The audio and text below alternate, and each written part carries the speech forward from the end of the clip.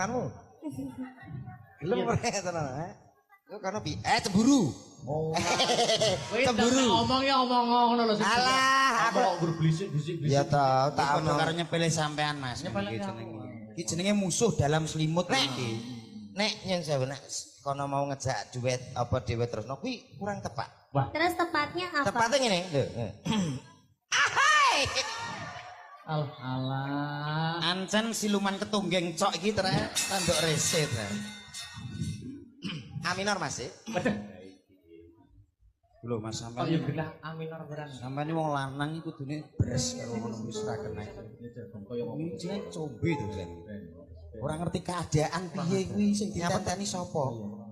Malah sing delok ki lho ngenteni iki karo kene. Lho kok malah garangan. Apa iki sak nyatane tresnaku ya among kowe wong ayu sing ana ati Bajingan. Kok adur ora Aku wae ora wani. Mas sabar ora wani ngono kuwi lho. Sabar Mas, Mas sabar. Aku wae ora wani.